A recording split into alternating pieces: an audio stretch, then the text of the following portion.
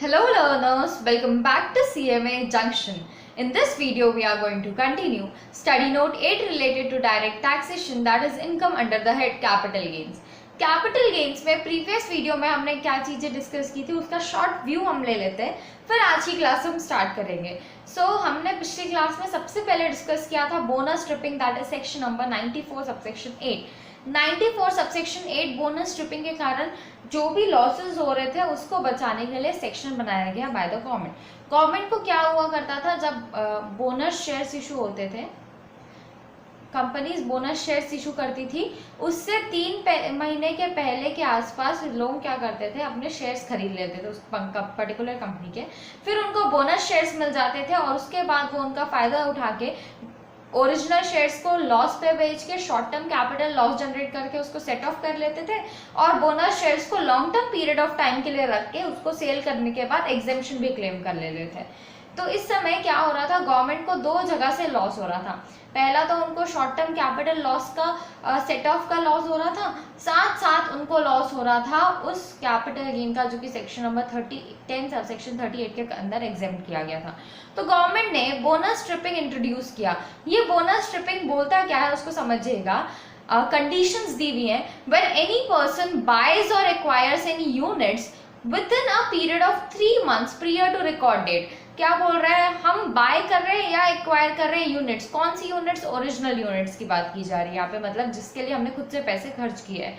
ठीक है, within a period of 3 months from the record date. 3 months from the record date मतलब जब आपको बोनस शेयर्स मिलने वाले हैं उससे 3 महीने पहले आपने क्या किया, ओरिजिनल यूनिट्स खरीद के रख लिए. अब उसके बाद जब बोनस यूनिट्स मिलने की डेट आ गई, that is record date, record dates में आपको बोनस यूनिट्स मिल गए.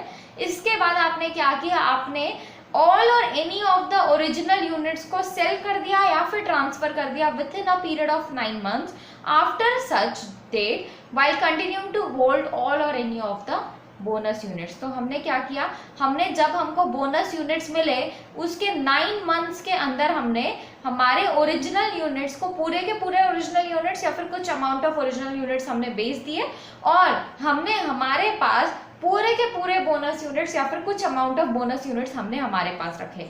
इन दैट केस आपको क्या करना है, तो ये सारी कंडीशंस अगर फुलफिल हो रही है तो वहाँ पे बोनस ट्रिपिंग हो रहा है ऐसा माना जाएगा और उसके हिसाब से सेक्शन नंबर 94 सबसेक्शन 8 अप्लाई हो जाएगा. अब सेक्शन नंबर 94 सबसेक्शन 8 अप्लाई हो गया तो इससे ट्रीटमेंट क्या की जाएगी. तो बोला गया कि जो भी लॉस आपको अराइज हो रहा है ओरिजिनल यूनिट्स को बेचने से, किसको बेचने से, ओरिजिनल यूनिट्स को बेचने से, उस लॉस को पूरी तरीके से हम इग्नोर करेंगे. तो normally short term capital loss यहाँ पे जनरेट हो रहा था, तो ये लॉस को आपको पूरी तरीके से इग्नोर करना है और ये लॉस क्या हो जाएगा, ये लॉस बन जाएगा बोनस यूनिट्स की कॉस्ट.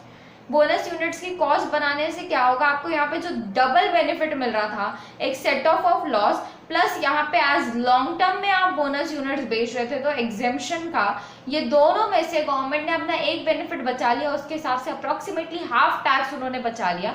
उन्होंने बोल दिया कि हम ये शॉर्ट टर्म कैपिटल लॉस वाली चीज आपको प्रोवाइड नहीं करेंगे, हम सिर्फ आपको ये एग्जेम्पशन वाली चीज प्रोवाइड करेंगे. आई होप क्लियर हुआ हो. इसीलिए बोनस ट्रिपिंग को इंट्रोड्यूस किया गया और उसका ट्रीटमेंट इस तरीके से किया गया. नेक्स्ट हमने जो प्रीवियस क्लास में डिस्कस किया था वो था related to tax on short term capital gain. हमने देखा कि जो शॉर्ट टर्म कैपिटल गेन है उसके ऊपर टैक्स लगाने के लिए 2 तरीके से उसका डिवीजन होता है. पहला डिवीजन जहाँ पे normal short term capital gains आ जाते हैं और दूसरा डिवीजन जहाँ पे special short term capital gain आता है अंडर सेक्शन 111A. सो आपको करना क्या है, for example short term capital gain आपको 1 लाख का दिया हुआ है तो उसमें से जितना भी पार्ट 111A का है उसको सबसे पहले अलग कर दीजिए. सो फॉर एग्जांपल 20,000 यहाँ का है, बचा हुआ पार्ट आपका नॉर्मल STCG हो जाएगा. ठीक है, अब ट्रीटमेंट क्या होगा, तो अगर special short term capital gain under section 111A है, इन दैट केस आपको 15% टैक्स चार्ज होगा यहाँ पे और 15% को हमने स्पेशल बोला है आपके लिए, रिड्यूस जो बेनिफिशियल बोला है फॉर द एसएससी. क्यों बोला है, क्योंकि अगर आपका नॉर्मल STCG आ जाता है तो उसमें आपका टैक्स रेट 20% 30% तक भी जा सकता है, लेकिन यहाँ पे आपको बेनिफिट मिल रहा है कि आपका टैक्स रेट 15% से ज्यादा नहीं होगा. ठीक है, सो 15% टैक्स रेट आपको अप्लाई होगा. किसके लिए एप्लीकेबल है, तो ये एप्लीकेबल है सारे एसएससी के लिए, ऑल एसएससी. ये आपको ध्यान रखना है, ऑल एसएससी के लिए एप्लीकेबल है. कब एप्लीकेबल है? जब short term capital gain arise हो रहा है ट्रांसफर करने से equity shares in a company, units of equity oriented fund या फिर यूनिट्स ऑफ बिजनेस ट्रस्ट। अगर आप ये यूनिट्स का ट्रांसफर करते हैं और उस पर short term capital gain arise होता है, इन दैट केस आपको ये स्पेशल वाला टैक्स रेट लगेगा। नेक्स्ट आपको इससे रिलेटेड कुछ कंडीशन फॉलो करनी पड़ेगी। कंडीशन क्या है? आपको ट्रांजैक्शन एंटर करना है ऑन और आफ्टर 1/10/2004। अब ये 1/10/2004 की डेट क्यों लगा दी गई? क्योंकि हमको पता है कि यहाँ पे एसटीटी पे होगा और एसटीटी अप्लाई कब से हुआ है? 1/10/2004 से अप्लाई हुआ है। इसलिए बोला गया कि सारे ट्रांजेक्शन जो कि ऑन और आफ्टर 1/10/2004 हुए हैं वही ट्रांजेक्शन्स के लिए at the rate 15% tax rate रहेगा और साथ साथ आपका एसटीटी पेमेंट भी होना चाहिए। अब ये एसटीटी पेमेंट वाली कंडीशन से रिलेटेड एक एक्सेप्शन लेके आ गई गवर्नमेंट ने बोला कि जो भी ट्रांजेक्शन्स फॉरेन करेंसी में होंगे ऐसे रिकॉग्नाइज स्टॉक एक्सचेंज पे जो कि लोकेटेड है इंटरनेशनल फाइनेंशियल सर्विस सेंटर पे, इंटरनेशनल फाइनेंशियल सर्विस सेंटर के अंदर जो भी रिकॉग्नाइज स्टॉक एक्सचेंज लोकेटेड है उनमें अगर ट्रांजैक्शंस फॉरेन करेंसी के थ्रू हो रहे हैं, कौन से ट्रांजैक्शंस? ये सारे ट्रांजैक्शंस अगर हो रहे हैं, इन दैट केस हमारा एसटीटी वहां पे अप्लाई नहीं होता। लेकिन फिर भी आपको सेक्शन नंबर 111A के अंदर 15% वाला टैक्स रेट अलाउ किया जाएगा। ठीक है, आई होप क्लियर हुआ। ऐसे लोग जो कि फॉरेन करेंसी में सिक्योरिटीज खरीद रहे हैं, equity share, unit of equity oriented fund या फिर यूनिट ऑफ बिजनेस ट्रस्ट खरीद रहे हैं और फॉरेन करेंसी में ऐसे रिकॉग्नाइज स्टॉक एक्सचेंज से जो कि आईएफएससी में लोकेटेड है, इन दैट केस आपको एसटीटी पेमेंट नहीं लगता। वहां पे एसटीटी आपको एप्लीकेबल ही नहीं है और एप्लीकेबल नहीं है फिर भी यहाँ पे आपको 111A के अंदर ये 15% वाला डिडक्शन अलाउ किया जाएगा। ठीक है, सो ये था हमारा शॉर्ट टर्म कैपिटल गेन जिसका डिवीजन दो तरीके से होता है, स्पेशल और नॉर्मल। स्पेशल पे स्पेशल रेट लगता है एट द रेट 15% और नॉर्मल पे नॉर्मल रेट लगता है या फिर slab rate. Normal rate that is flat rate या फिर स्लैब रेट आपको यहाँ पे अप्लाई करते हैं। ठीक है, नेक्स्ट आते हैं tax on long term capital gain. So previous class में हमने लॉन्ग टर्म कैपिटल गेन का टैक्स रेट स्टार्ट किया था, तो यहाँ पे भी आपको ध्यान रखना है कि दो तरीके से डिवीजन होता है। कैसा डिवीजन? सबसे पहले तो special LTCG under section 112A and normal LTCG under 112। सो 112 हमने पिछले क्लास में स्टार्ट किया था, नॉर्मल एलटीसीजी अंडर सेक्शन 112 क्या बोल रहा था? सारे के सारे लॉन्ग टर्म कैपिटल गेन जो भी अराइज हो रहा है उस पे नॉर्मल टैक्स रेट लगेगा। Normal tax rate that is at the rate 20%। ध्यान रखना है कि लॉन्ग टर्म कैपिटल गेन के लिए फ्लैट रेट्स, स्लैब रेट्स ये सब एप्लीकेबल नहीं है, उनके लिए एप्लीकेबल है 20% या फिर 10%। ठीक है, नॉर्मल एलटीसीजी है under section 112, in that case 20% apply होगा और अगर special LTCG under section 112A at the rate 10% apply होगा। आपको ध्यान रखना है कि अगर एलटीसीजी की इनकम 1 लाख दी हुई है तो इन दैट केस आपको अलग कैसे करना है, ये एलटीसीजी हमको पता है पहले से। इन दैट केस सबसे पहले ये वाला special LTCG under section 112A को आपको अलग करना पड़ेगा। फॉर एग्जांपल 20,000 है, बचा हुआ आपका नॉर्मल एलटीसीजी बन जाएगा। ठीक है, नॉर्मल एलटीसीजी पे 20% का टैक्स रेट लगेगा। अब हमने देखा था कि इसके अंदर क्या कंडीशंस है, इसके अंदर आपको कोई भी कंडीशन फुलफिल नहीं करनी है, यहाँ पे कोई भी एक्स्ट्रा कंडीशंस नहीं है। बस अगर कोई भी LTCG that is long term capital gain arise हो रहा है तो उसके ऊपर एट द रेट 20% आपको लगा देना है। ठीक है, सो कंसेशनल रेट ऑफ टैक्स लगता है एलटीसीजी के लिए। और ध्यान रखना है कि अगर अनएग्जॉस्टेड बेसिक एग्जेम्पशन लिमिट बच रहा है तो उसका एडजस्टमेंट आपको मिल जाएगा। सिमिलरली 111A में भी आपको ये मिल जाता है और डिडक्शन आपको चैप्टर 6A वाली नहीं मिलेंगी। ठीक है, सो इस तरीके से ये पूरा बनाया गया। अब देखिए, अब देखने वाले हैं हम ऐसे केसेस जहां पे प्रोविजो है सेक्शन नंबर 112। अभी हम देखेंगे सेक्शन नंबर 112A जो कि हमने अभी तक डिस्कस नहीं किया है। तो इसके अंदर नॉर्मली मैं आपको बता दूं कि इक्विटी शेयर्स को कवर कर लिया गया है। ठीक है, इक्विटी शेयर्स के लिए मैंने आपको यहाँ पे बता दिया कि 10% रेट है। कौन से इक्विटी शेयर्स है इन डिटेल हम 112A में देखेंगे। अभी के लिए हम ये मान लेते हैं कि 112A में इक्विटी शेयर्स कवर किए गए जो कि लॉन्ग टर्म है, सो उन पे 10% रेट लग जाएगा। जब ये बोला गया कि इक्विटी शेयर्स जो कि लॉन्ग टर्म है उस पर 10% रेट लगेगा, तो उस समय हमारे बाकी securities that is preference share वाले खड़े हो गए, डिवेंचर्स वाले खड़े हो गए, जीरो कूपन बॉन्ड्स वाले खड़े हो गए। ये लोग बोलने लग गए कि हमारे लिए क्यों एक्स्ट्रा आप कंसेशन नहीं दे रहे हैं, आप इक्विटी शेयर्स वालों को क्यों 10% दे रहे हैं, हमको क्यों यहाँ नॉर्मल LTCG में आके 20% लगवा रहे हैं। ठीक है, सो ऐसा उन्होंने बोला, तो गवर्नमेंट ने बोला चलो ठीक है तुमको भी हम दे देते हैं। लेकिन गवर्नमेंट ने बोला क्या, ध्यान से समझिएगा, प्रोविजो टू सेक्शन नंबर 112 के अंदर गवर्नमेंट ने बोला कि ये अप्लाई करेगा लिस्टेड सिक्योरिटीज के लिए। लिस्टेड सिक्योरिटीज मतलब शेयर्स, डिबेंचर्स, गवर्नमेंट बॉन्ड्स, ये सब के लिए आपका यहाँ पे कवर होगा, साथ साथ जीरो कूपन बॉन्ड्स के लिए। तो ये दोनों को यहाँ पे कवर किया गया, except units of mutual fund. Units of mutual fund को यहाँ पे कवर नहीं किया गया। किसको बोला गया, लिस्टेड सिक्योरिटी और जीरो कूपन बॉन्ड। तो ध्यान दीजिएगा, इक्विटी शेयर्स को यहाँ पे कवर नहीं किया जाता, क्योंकि इक्विटी शेयर्स के लिए स्पेसिफिकली 112A है, तो उसके अंदर और भी ज्यादा बेनिफिट्स होते हैं, तो वो हम वहां देखेंगे तो आपको क्लियर हो जाएगा। सो इसलिए इक्विटी शेयर्स को यहाँ कवर नहीं किया जाता। यहाँ आते हैं प्रेफरेंस शेयर्स, डिबेंचर्स, ये सब। ठीक है, जीरो कूपन बॉन्ड्स। अब बोला गया कि आपके लिए जो है, आपके पास ऑप्शन, आप चाहे तो आप 20% वाला tax they they.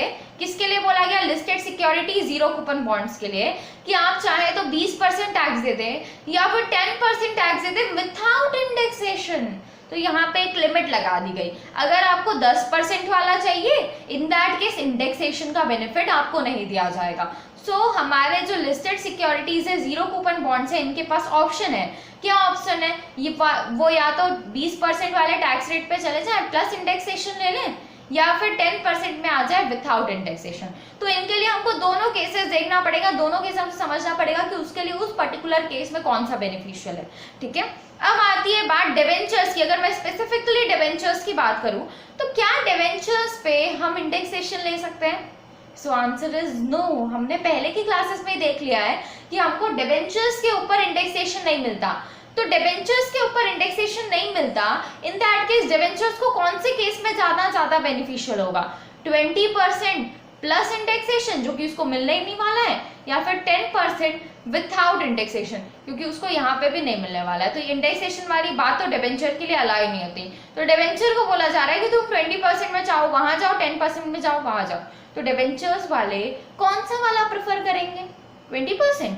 Answer is no, 20% वो प्रेफर ही नहीं करेंगे, क्योंकि वो चाहते हैं कि हमारा टैक्स कम हो। और टैक्स कम कब होगा, जब उनके ऊपर 10% टैक्स लगेगा, क्योंकि इंडेक्सेशन बेनिफिट तो ना ही उनको यहाँ मिलने वाला है ना ही वहां मिलने वाला है। तो डिवेंचर्स के लिए हमेशा वो किस पे जाएंगे, 10% वाले केस में जाएंगे। आई होप क्लियर हुआ हो। इससे रिलेटेड जो पॉइंट्स है हमारे, उसको हम इन डिटेल एक बार देख लेते हैं, फिर उसके बाद हम इससे रिलेटेड क्वेश्चन देखेंगे। सो प्रोविजो टू सेक्शन नंबर 112 क्या बोल रहा है, एप्लीकेबल किसके लिए है, एप्लीकेबल है only in case of listed securities और zero coupon bonds except units of mutual fund. Mutual fund की यूनिट्स के लिए अप्लाई नहीं करेगा।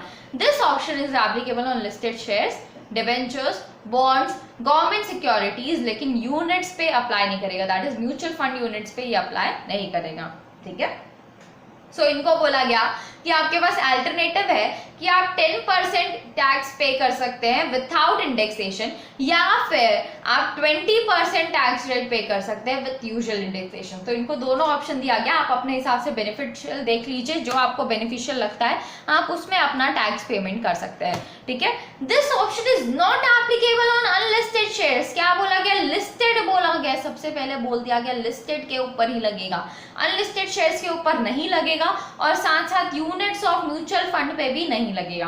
किसके ऊपर अप्लाई होगा, listed shares, listed debentures, listed bonds, इन पे अप्लाई होगा, अनलिस्टेड पे अप्लाई नहीं होगा। सो ये आपको ध्यान पे रखना है।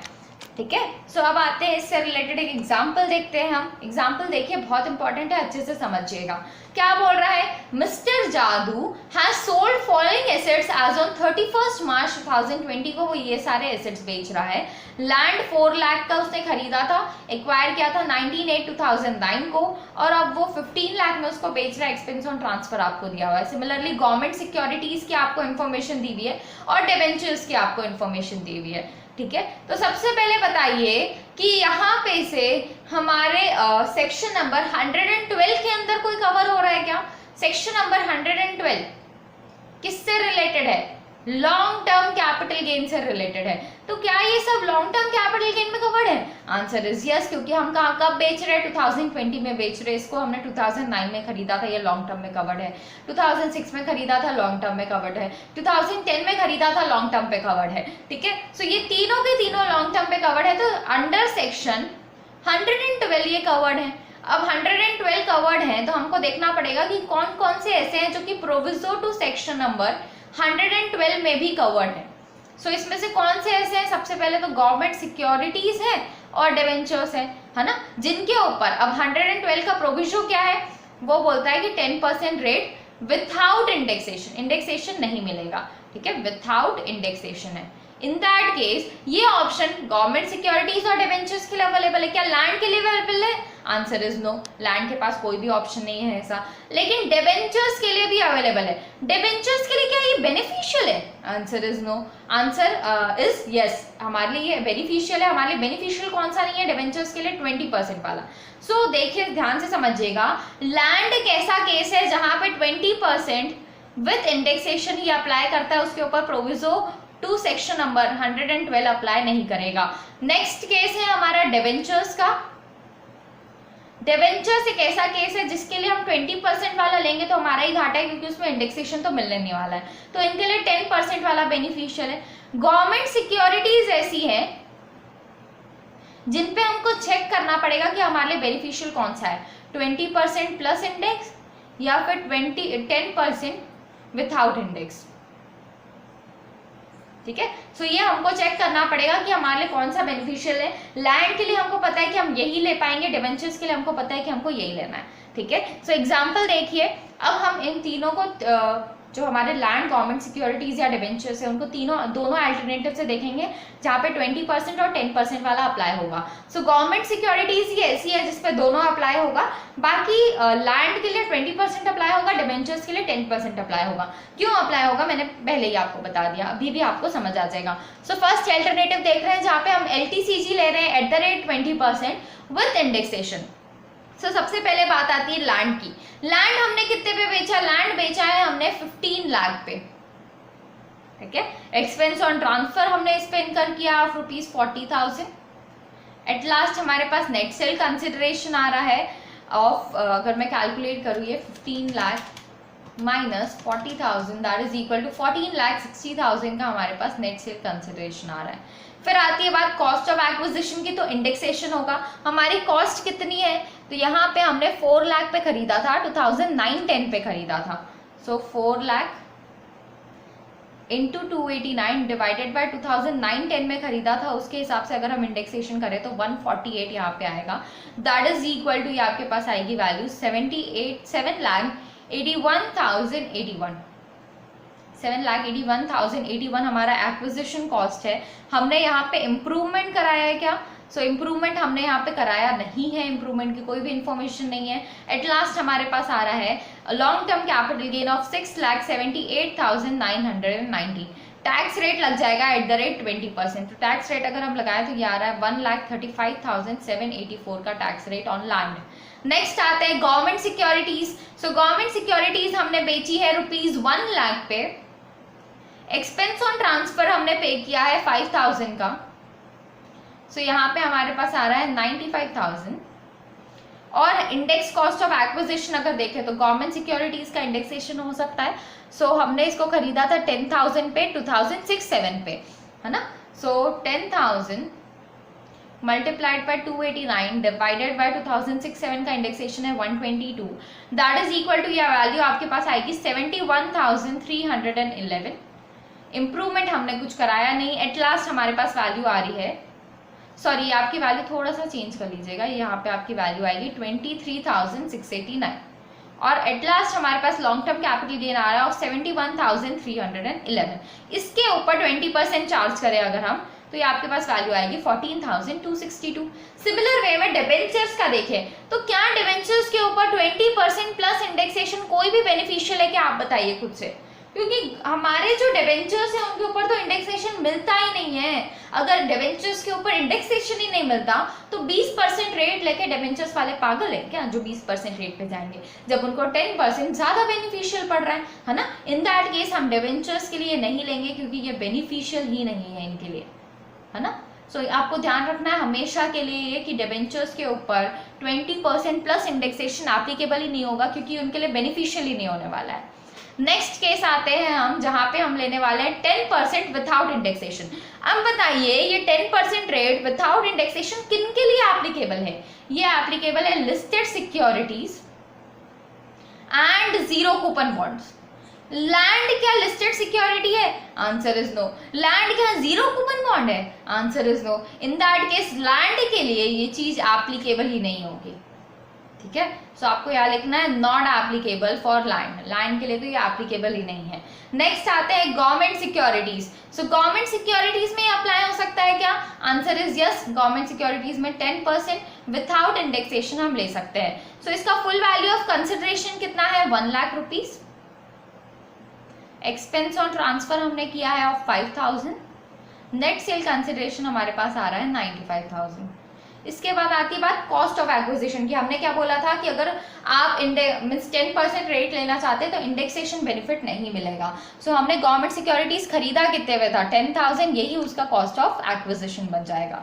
सो 10,000 cost of acquisition, cost of improvement nil है। एट लास्ट हमारे पास आ रहा है 85,000 का लॉन्ग टर्म कैपिटल गेन। इसका 10% दैट इज इक्वल टू 8,500, ठीक है। अब आती है बात डिबेंचर्स की। सो डिबेंचर्स के लिए हम 10% विदाउट इंडेक्सेशन कैलकुलेट कर सकते हैं क्योंकि डिबेंचर्स हमारे लिस्टेड सिक्योरिटीज में कवर्ड है ना, इसलिए इनके लिए हम ले सकते हैं। तो हमको देखना पड़ेगा सबसे पहले फुल वैल्यू ऑफ कंसिडरेशन। तो हमने डिबेंचर्स बेचा है 1 लाख रुपीज पे। एक्सपेंस ऑन ट्रांसफर इस पे कितना हुआ है अगर हम चेक करें यहाँ पे तो हमारा 2,000 का एक्सपेंस ऑन ट्रांसफर हुआ है। सो हमारे पास वैल्यू आ रही है 98,000। इसके बाद आते हैं कॉस्ट ऑफ एक्विजिशन पे। तो इंडेक्सेशन इन पे होता ही नहीं है। कॉस्ट ऑफ एक्विजिशन है हमारी 20,000। एट लास्ट हमारे पास आ रहा है long term capital gain of rupees 78,000। इसका हम लेंगे 10%, दैट इज इक्वल टू 7,800 का यहाँ पे taxable long term capital gain आ रहा है। तो ऑप्शन किसके लिए था? ऑप्शन तो गवर्नमेंट सिक्योरिटीज के लिए था। तो चेक करो गवर्नमेंट सिक्योरिटीज में कौन सा बेनिफिशियल है, 8,500 या फिर 14,262। तो आपको डायरेक्टली पता चल रहा है यहाँ पे कि 20% प्लस इंडेक्सेशन वाला गवर्नमेंट सिक्योरिटीज के लिए बेनिफिशियल नहीं है। हमको किससे जाना चाहिए? हमको जाना चाहिए 10% विदाउट इंडेक्सेशन में क्योंकि इसमें हमको बेनिफिट मिल रहा है। बाकी लैंड की बात करें तो लैंड पे तो आपको 20% वाला ही मिलेगा, दैट इज 1,35,784 का ही आपको ये टैक्स पे करना पड़ेगा। हम डिबेंचर्स के लिए 7,800 ही पे करेंगे और गवर्नमेंट सिक्योरिटीज के लिए 8,500। सो हम यहाँ पे मैं आपको इन डिटेल लिख देती हूँ कि कौन सा अप्लाई हुआ है। तो लैंड के लिए हमारे पास टैक्स रेट आया है 1,35,784। गवर्नमेंट सिक्योरिटीज के लिए हमारे पास आया है ऑफ 8,500 एंड हमारे पास डिबेंचर्स के लिए आया है ऑफ 7,800। किस तरीके से कैलकुलेशन की, आई होप आपको अच्छे से क्लियर हुआ हो। सेक्शन नंबर 112 एंड उससे रिलेटेड प्रोविजो। अब आते हैं नेक्स्ट टॉपिक पे। सो हमने सेक्शन नंबर 112 पूरा कंप्लीट कर लिया है। नेक्स्ट आ रहे हैं हम last topic, that is section number 112। ये लास्ट टॉपिक हमारे चैप्टर का भी लास्ट टॉपिक होने वाला है। सेक्शन नंबर 112 ध्यान से समझिएगा क्या बोल रहा है। सेक्शन नंबर 112 इंट्रोड्यूस हुआ विद फाइनेंस एक्ट 2018। हमको पता है सेक्शन नंबर 1038 अप्लाई होता था पहले लॉन्ग टर्म कैपिटल गेन पे। लॉन्ग टर्म कैपिटल गेन किस पे अराइज होना चाहिए? इक्विटी शेयर्स या फिर equity oriented units of equity oriented funds, equity oriented funds, या फिर थर्ड हमारे पास था यूनिट्स ऑफ बिजनेस ट्रस्ट। इनके ऊपर हमारा सेक्शन नंबर 1038 अप्लाई होता था लॉन्ग टर्म होने पे। तो यही सेम चीज ध्यान दीजिएगा, सेक्शन नंबर 1038 के हिसाब से पूरी तरीके से एग्जेम्प्ट कर दिया जाता था। अब ये एग्जेम्प्ट करना गवर्नमेंट को अब ठीक नहीं लगा।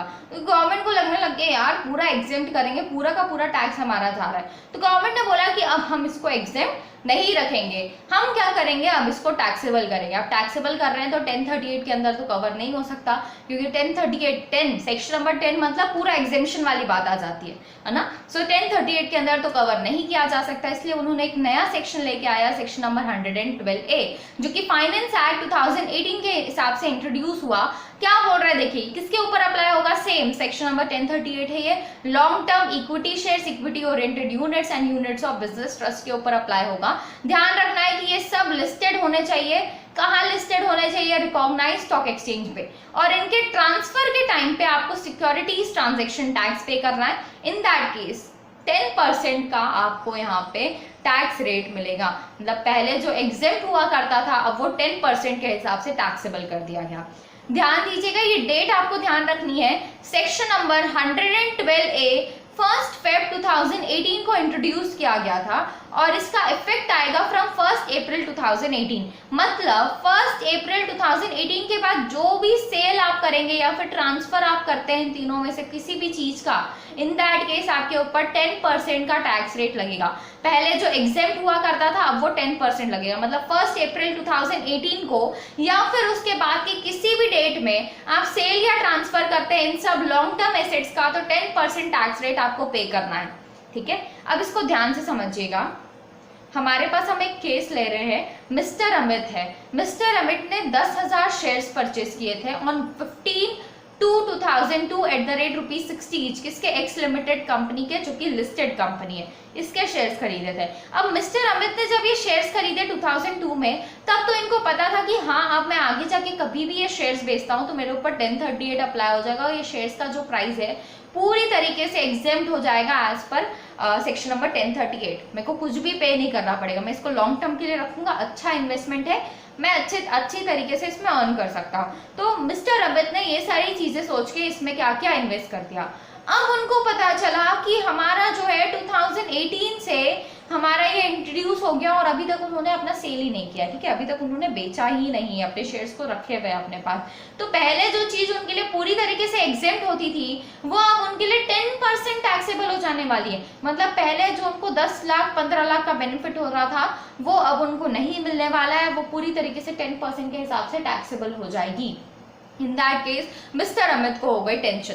मिस्टर अमित गए गवर्नमेंट के पास, ये क्या तरीका है आपका, ऐसे कोई करता है क्या, हम तो इसीलिए इन्वेस्टमेंट कर रहे थे कि पूरा एग्जेम्प्ट आपने रखा है, आपने तो इसको 10% टैक्सेबल कर लिया, ये हमारे लिए अच्छा नहीं है, हमको इसमें बेनिफिट नहीं प्रोवाइड कर रहा है, हमको तो अपना एग्जेम्पशन चाहिए, ऐसे ऐसे करके सब जाने लग गए गवर्नमेंट के पास। ठीक है, सो गवर्नमेंट हो गई परेशान। गवर्नमेंट बोली कि अब तो इसका सॉल्यूशन निकालना पड़ेगा। तो गवर्नमेंट ने जब ये सेक्शन बनाया ना, सेक्शन नंबर 112 है, तो गवर्नमेंट थोड़ी जागरूक थी। गवर्नमेंट ने क्या किया, गवर्नमेंट ने पहले ही सोच लिया था कि ऐसे ही मिस्टर अमित के टाइप के और भी बहुत सारे लोग होंगे जो कि हमारे पास आएंगे और ऐसा बोलेंगे कि पहले तो जो चीज एग्जेम्प्ट थी हमारे लिए 10% टैक्सेबल कर दिया आपने, बिल्कुल हमारे साथ नाइंसाफी हो रही है, ऐसी चीजें होंगी। तो गवर्नमेंट ने ये पहले से पता रखा था अपने पास, इतनी अच्छी तरीके से उन्होंने टैक्सेशन बनाया है सेक्शन नंबर 112। समझिएगा क्या बोल रहा है, देखिए हमारे मिस्टर अमित ने 15/2/2002 को हमारे शेयर्स खरीदे थे, 12/5/2018 को बेच रहे हैं एट द रेट ₹400 ईच। क्या ये 10% वाले rate that is section number 112 के अंदर कवर होंगे? Answer is yes. क्यों कवर्ड है? क्योंकि उन्होंने 1 अप्रैल 2018 के बाद सेल किया है, 1 अप्रैल 2018 के बाद सेल किया, क्योंकि उन्होंने 12 मई 2018 को बेचा है। इन दैट केस वो सेक्शन नंबर 112 के अंदर कवर होंगे, तो उनके ऊपर 10% वाला टैक्स रेट लगेगा।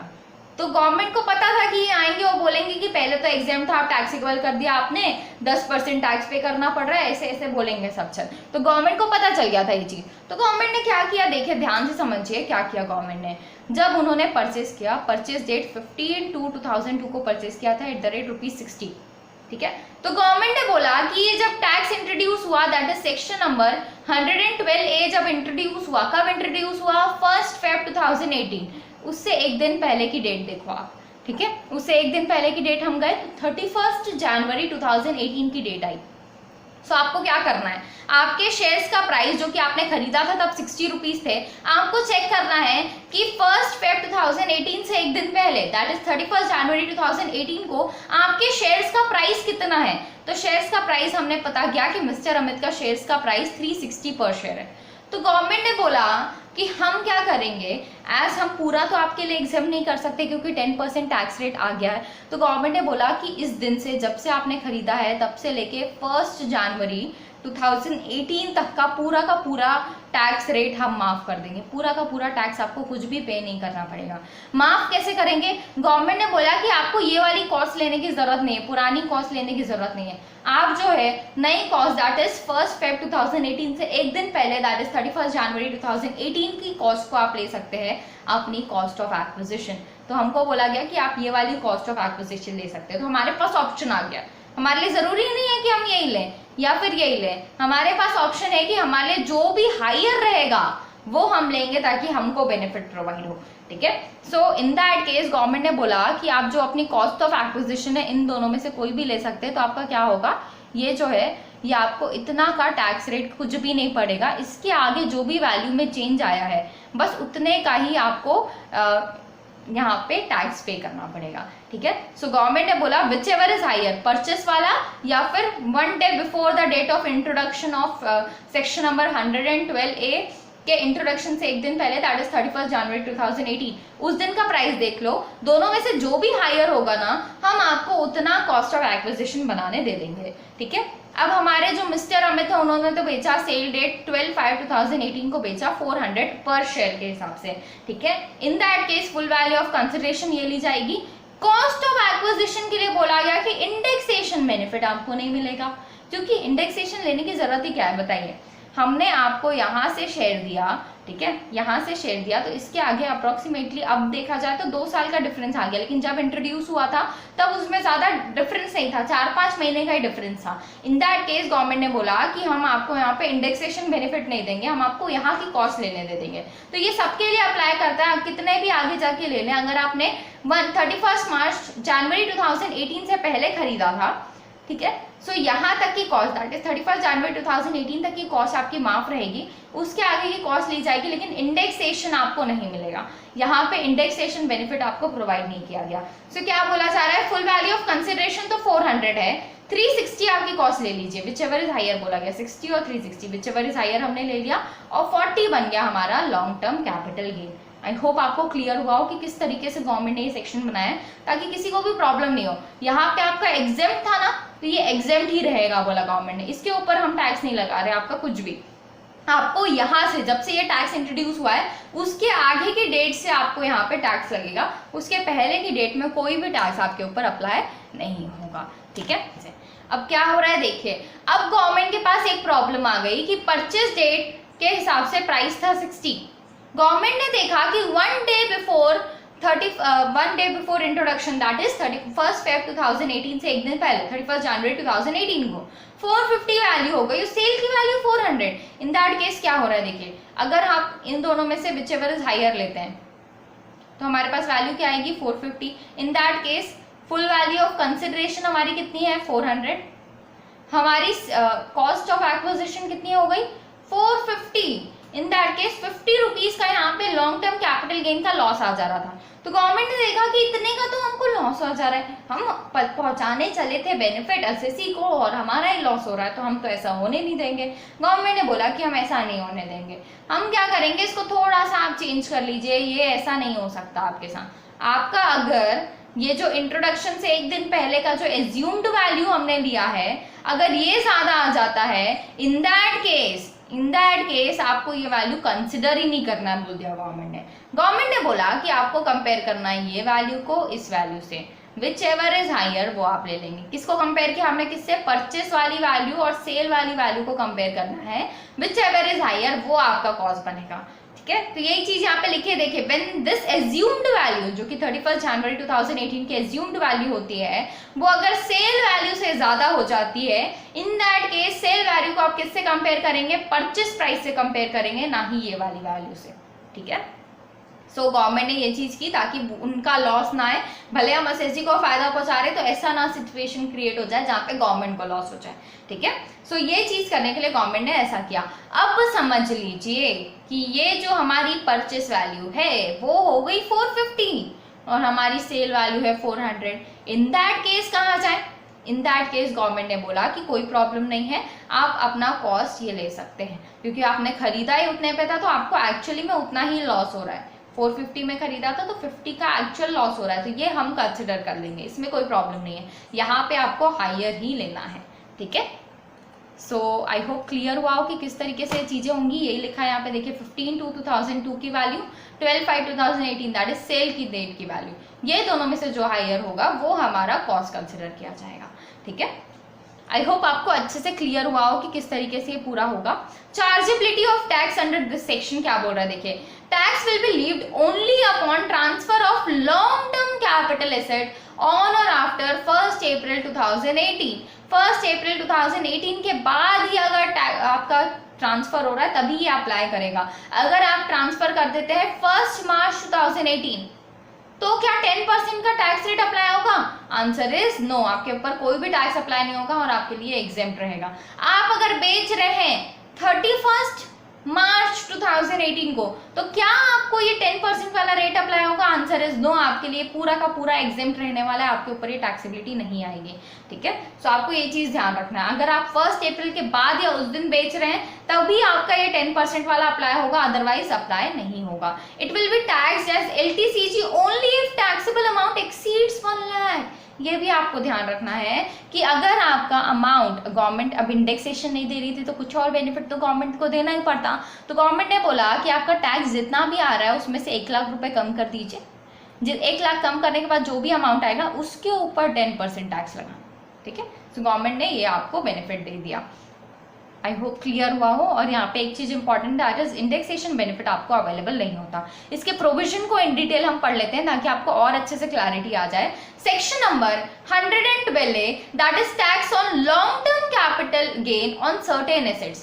कैपिटल गेन राइज हो रहा है लॉन्ग टर्म वाला सर्टेन एसेट्स के ऊपर, हम ये निकालने वाले हैं। सर्टेन एसेट्स कौन कौन से एसेट है? तो equity oriented share in a company, equity oriented fund and unit of business trust. ये सेक्शन कंसेशनल रेट प्रोवाइड करता है 10% वाला, और आपके ऊपर ये 10% रेट कब लगेगा? एक्सीडिंग 1 लाख, 1 लाख के ऊपर की जितनी भी इनकम होगी उसके ऊपर 10% लगेगा। ये 1 लाख के ऊपर कुछ भी नहीं लगेगा, ठीक है। तो कंडीशंस क्या बोली गई देखिए। सबसे पहले तो कैपिटल एसेट, अगर आपका equity share in a company है, इन दैट केस क्या कंडीशंस है? सबसे पहले तो एसटीटी पेमेंट होना चाहिए। कब पेमेंट होना चाहिए? ऑन एक्विजिशन और साथ साथ ट्रांसफर। तो हमने देखा था कि नॉर्मली ट्रांसफर के समय हम लेते हैं एसटीटी को, तो यहाँ पे बोल दिया गया कि जब आपने शेयर्स खरीदे थे, एक्वायर किए थे, तब भी एसटीटी पे होना चाहिए। मतलब आपको एक्वायर भी करना है रिकॉग्नाइज स्टॉक एक्सचेंज से और उसका ट्रांसफर भी करना है थ्रू रिकॉग्नाइज स्टॉक एक्सचेंज, और साथ साथ एसटीटी भी पेमेंट करना है, ठीक है। सो ये चीज बोल दिया गया कि एक्वायर भी करो रिकॉग्नाइज स्टॉक एक्सचेंज से, ट्रांसफर भी करो रिकॉग्नाइज स्टॉक एक्सचेंज के थ्रू, और एसटीटी का पेमेंट करो, तभी ये वाला section that is section number 112A का आपको बेनिफिट मिलेगा।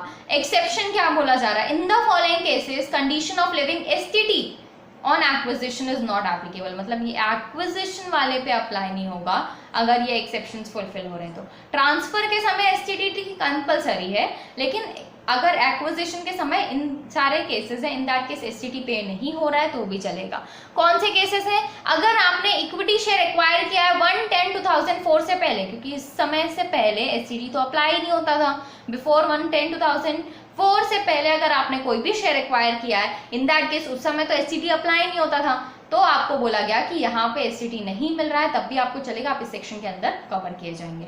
नेक्स्ट बोला गया कि nature of acquisition which is notified. कौन से नेचर ऑफ एक्विजिशन जो कि नोटिफाइड है? Initial public offer, employ stock option plan. ये क्यों नोटिफाई किए गए समझिएगा। Initial public offer, initial public offer कौन करता है? कंपनी करती है, हम डायरेक्टली शेयर्स कंपनी से खरीदते हैं, तो ये तो स्टॉक एक्सचेंज में आए ही नहीं। स्टॉक एक्सचेंज में कौन से शेयर्स आते हैं? सेकेंडरी शेयर्स, मतलब जो कंपनी इशू कर चुकी है उसके बाद जो सर्कुलेट होते हैं वो शेयर्स यहाँ पे आते हैं, है ना। तो अगर कंपनी के फर्स्ट इशू के टाइम पे ही आप शेयर्स खरीद रहे हैं और आप कंपनी से डायरेक्टली खरीद रहे हैं, इन दैट केस भी एसटीटी पेमेंट नहीं हुआ है इन द एक्विजिशन टाइम, तो भी आपको अलाउ किया जाएगा। नेक्स्ट आता है employ stock option plan. Employ stock option plan पे कंपनी इनको शेयर्स देती है, तो कंपनी इनको शेयर्स दे रही है तो ये क्यों जाके secondary market that is stock exchange से जाके खरीदेंगे, है ना। इनको तो कंपनी दे रही है। इन दैट केस इनके लिए भी बोला गया कि एसटीटी पेमेंट नहीं हो रहा at the time of acquisition तो अलाउ किया जाएगा, लेकिन ट्रांसफर के टाइम पे एसटीटी पेमेंट करना कंपलसरी है सबके लिए। ठीक है, आई होप क्लियर हुआ हो। नेक्स्ट पॉइंट देखिए क्या बोल रहा है, units of equity oriented fund या फिर यूनिट ऑफ बिजनेस ट्रस्ट के लिए क्या कंडीशन है, आपके लिए एसटीटी पे होना चाहिए on transfer of such capital asset. ध्यान दीजिएगा, इक्विटी शेयर्स के लिए आपका एक्विजिशन और ट्रांसफर दोनों के टाइम पे एसटीटी पेमेंट होना जरूरी है, लेकिन कुछ एक्सेप्शंस है। लेकिन units of equity oriented fund और यूनिट्स ऑफ बिजनेस ट्रस्ट के लिए बोला गया कि ट्रांसफर के टाइम पे आपका एसटीटी पेमेंट होना कंपलसरी है, बाकी टाइम पे पेमेंट हो या ना हो कोई फर्क नहीं पड़ेगा। ठीक है, नेक्स्ट पॉइंट बोला गया एक्सेप्शन से रिलेटेड, अगर एलटीसीजी अराइज हो रहा है ऐसे ट्रांजेक्शन्स पे जो कि फॉरेन करेंसी पे हुआ है, रिकॉग्नाइज स्टॉक एक्सचेंज पे हुआ है, इंटरनेशनल फाइनेंशियल सर्विस सेंटर पे हुआ है, would be taxable at 10% rate पे होगा, भले ही वहां पे एसटीटी एप्लीकेबल नहीं होता है। ये पॉइंट हमने एसटीसीजी 111A के अंदर भी डिस्कस किया था और वही सेम पॉइंट यहाँ पे भी आपको बताया गया है। नेक्स्ट पॉइंट आता है अनएग्जॉस्टेड एग्जेम्पशन लिमिट अगर बच रही है तो वो भी आपका एडजस्टमेंट कर सकते हैं आप। किसके लिए एडजस्टमेंट है, सिर्फ रेसिडेंट इंडिविजुअल और एचयूएफ के लिए, किसी और के लिए एडजस्टमेंट अलाउ नहीं किया गया है। कोई भी डिडक्शन आपको नहीं मिलेगा, चैप्टर 6A वाले दैट इज 80C से 80U के डिडक्शंस आपको नहीं मिलेंगे। नेक्स्ट बोला गया no deduction of STT paid in capital gain. ठीक है, क्या बोल रहे हैं, एसटीटी का आपको डिडक्शन नहीं मिलेगा, एसटीटी का डिडक्शन नहीं दिया जाता आपको, हमने पहले ही देख रखा है। हमने देखा था कि रीबेट जो है वो 111A में भी मिलता है, 112 में भी मिलता है, हमने पिछले जो क्वेश्चंस देखे थे उसमें डिस्कस किया था। लेकिन यहाँ पे स्पेसिफिकली बोल दिया गया कि कोई भी रीबेट का बेनिफिट नहीं मिलेगा अंडर सेक्शन 112A। 112A वालों को कोई भी रीबेट का बेनिफिट नहीं दिया जाएगा।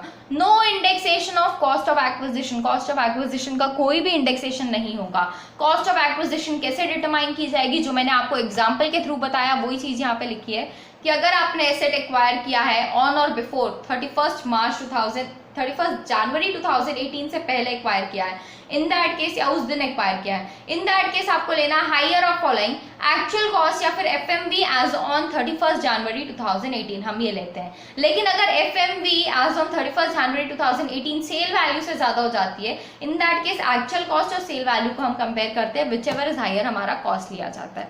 लेकिन अगर आप एसेट एक्वायर कर रहे हैं 1 फरवरी 2018 को या उसके बाद, इन दैट केस आपका एक्चुअल कॉस्ट ही कंसिडर किया जाता है, ये मैंने आपको पहले बता दिया। ठीक है, सो अगर आप 1 फरवरी 2018 के बाद ही एक्वायर कर रहे हैं या उस दिन से एक्वायर कर रहे हैं, इन दैट केस एफएमवी ऑन 31 जनवरी 2018 की तो बात ही नहीं आती, क्योंकि आपने उसके बाद एक्वायर किया है, तो वाली चीजें आपके लिए एप्लीकेबल नहीं होंगी। ठीक है, सो आई होप आपको क्लियर हुआ हो, हमने सारे प्रोविजंस पूरी तरीके से कंप्लीट कर लिए। सेक्शन नंबर 112A से रिलेटेड एक एग्जांपल देख लेते हैं, आपको अच्छे से क्लैरिटी आएगी। यहाँ पे देखिए एग्जांपल है, मिस्टर निश्चित रेसिडेंट एज 40 ईयर्स के रेसिडेंट है, अदर इनकम है 70,000 की, एलटीसीजी अंडर सेक्शन 112A है 3,65,000 का।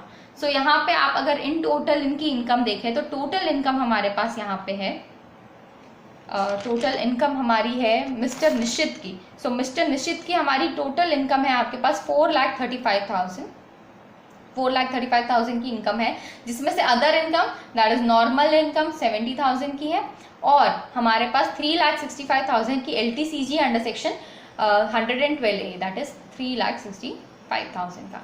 सो यहाँ पे टैक्सेबिलिटी की बात की जा रही है, तो सबसे पहले तो इसके ऊपर स्लैब रेट लगता है, और एज रेसिडेंट इंडिविजुअल है तो एडजस्टमेंट करना पड़ेगा एग्जेम्पशन लिमिट का। एग्जेम्पशन कितना मिलेगा, 40 ईयर्स का है तो 2,50,000 का एग्जेम्पशन मिलेगा। 70,000 का उसने क्लेम कर लिया है, 1,80,000 का यहाँ पे डेफिसिट है। ये 1,80,000 कहाँ से फुलफिल होगा, यहाँ से फुलफिल होगा। 1,80,000 यहाँ से माइनस करेंगे हम, बचा हुआ अमाउंट दैट इज 1,85,000। इस 1,85,000 के ऊपर टैक्स लगेगा अंडर सेक्शन 112A। लेकिन 112A में स्पेसिफिकली लिखा है कि आप 1 लाख का यहाँ पे अमाउंट को डिडक्ट कर सकते हैं। ठीक है, सो ये 1 लाख का अमाउंट भी हम यहाँ से डिडक्ट करते हैं, बचता है हमारे पास 85,000 का 10% आपके लिए टैक्सेबल होगा। ध्यान दीजिएगा, इसमें थोड़ा सा आप इसमें चेंज कर लीजिएगा। जो हमने पहले 1,80,000 डिडक्ट किया, उससे पहले ही हमको क्या करना है, 1 लाख का लिमिट को डिडक्ट कर देना है। ठीक है, तो सबसे पहले क्या डिडक्ट होगा, सबसे पहले यहाँ से 1 लाख का लिमिट डिडक्ट होगा। हमारे पास बचा 2,65,000। इस 2,65,000 में अगर हमारे पास इतना अमाउंट है इसको पूरा फुलफिल करने के लिए, तो आप उसको डिडक्ट करेंगे। 1,80,000 हमने डिडक्ट किया, अमाउंट बच रहा है हमारे पास 85,000। इस 85,000 का 10% एज पर सेक्शन नंबर 112 आपके ऊपर टैक्स अप्लाई होगा, सो 8,500 आ रहा है। क्या रीबेट यहाँ पे अप्लाई होगा? रीबेट अप्लाई तो हो सकता है, 4,35,000 की इनकम है, लेकिन अप्लाई किया नहीं जाएगा क्योंकि स्पेसिफिकली लिखा है अंडर सेक्शन 112A आपको रीबेट नहीं मिलता। सो रीबेट नहीं मिलेगा, 8,500 प्लस 4% से आपको पे करना पड़ेगा। इन दैट केस टोटल आपका आएगा 8,840 का यहाँ पे taxable amount. I hope clear हुआ हो कि किस तरीके से पूरी कैलकुलेशंस होंगी, ठीक है। सो अब आते हैं हम, थोड़े सिनारियोज हमारे पास दिए हुए हैं related to section number 112A। Section number 112A के हिसाब से हमारे पास कुछ सिनारियोज हैं, ध्यान से समझिएगा। एक equity share is acquired on, an equity share is acquired on, कब एक्वायर किया हमने? 1 जनवरी 2017 को एक्वायर किया है 100 रुपीज में। हमने कितने पे एक्वायर किया? 100 पे। फेयर मार्केट वैल्यू ऑन 31 जनवरी कितनी है? 200। हमने बेचा कितने पे है? 250 पे।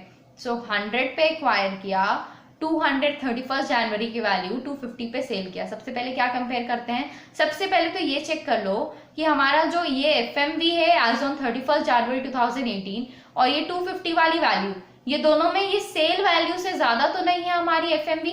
अगर नहीं है तब आगे बढ़ो, तब चेक करो कि ये और ये में से कौन सा हाइयर है। हाइयर है हमारा ये वाला वैल्यू, तो इसको इससे डिडक्ट कर दिया हमने, 200 वैल्यू यहाँ से डिडक्ट होगी, 50 रुपीज हमारा टैक्सेबल होगा as long term capital gain under section 112A, ठीक है। सो जो हमने पूरे प्रोविजंस देखे थे, जिसको एग्जाम्पल के थ्रू समझा था, वही चीज यहाँ पे दी हुई है। 1 जनवरी 2017 को 100 रुपीज में हमने एक्वायर किया, 200 हमारा FMV है, 150 में हमने सेल किया। तो सबसे पहले चेक करो कि हमारा सेल वैल्यू लोअर तो नहीं है। अगर सेल वैल्यू लोअर है, इन दैट केस इसको आपको कंसिडर नहीं करना है। इन दोनों में से विच एवर इज हायर हम कंसिडर करेंगे। हायर हमारा 150 है, तो 150 का यहाँ से डिडक्शन मिल जाएगा। At last long term capital gain यहाँ पे आ रहा है निल, ठीक है। नेक्स्ट देखिए, इक्विटी शेयर एक्वायर किया है हमने 100 पे, FMV है 50 और ये है 150। तो सबसे पहले तो हम चेक करते हैं ये दोनों में अगर सेल वैल्यू तो सेल वैल्यू लोअर तो नहीं है, लोअर नहीं है। इन दैट केस ये हम कंसिडर करेंगे, ठीक है, कंसिडर करेंगे और इन दोनों में से चेक किया जाएगा whichever is higher. Higher है हमारा ये 100 वैल्यू, 100 यहाँ से डिडक्ट हो जाएगा, 50 हमारा टैक्सेबल हो जाएगा long term capital gain under section 112A। Next case देखिए, जहाँ पे हमने 100 पे एक्वायर किया है, 200 FMV है, 50 हमारा सेल वैल्यू है। इन दैट केस सबसे पहले ये दोनों को कंपेयर किया जाएगा। चेक करेंगे हम कि हमारा सेल वैल्यू ज्यादा है कि FMV ज्यादा है। अगर FMV ज्यादा है तो उसको इग्नोर करना है आपको चेक करना है इन दोनों में से कौन सा हायर है। हायर कौन सा है? 100 है। तो मैंने आपको पहले ही बता दिया था कि ये 100 का आपको डिडक्शन मिल जाएगा, 50 रुपीज का लॉस आएगा, long term capital loss under section 112A। I hope clear हुआ आपको सारी चीजें। ये सारे सिनारियोज बहुत इंपॉर्टेंट है, आपको सारी चीजें और अच्छे से क्लियर होती है इन सिनारियोज को देखने से। एज हमने सेक्शन नंबर 112 अब अच्छे से समझ लिया इन सिनारियोज से। ये सिनारियोज बहुत ज्यादा इंपॉर्टेंट है, आपको अच्छे से ध्यान रखना है सिनारियोज, ठीक है। इन सिनारियोज की हेल्प से आप पूरा 112A को समझ सकते हैं कि उसमें कैसे कैलकुलेशन होगी कॉस्ट ऑफ एक्विजिशन की। अब आते हैं हम नेक्स्ट पॉइंट पे, तो समझिएगा। अब हमने देखा section number 112A in detail. इससे पहले हमने सेक्शन नंबर 111A, 112 भी डिस्कस किया है। हमने ये सारे सेक्शंस को अलग अलग डिस्कस किया। अब समझ लीजिए एक ऐसा पर्सन है जिसकी ये तीनों के अंदर इनकम आ रही है और साथ साथ कुछ नॉर्मल इनकम भी आ रही है।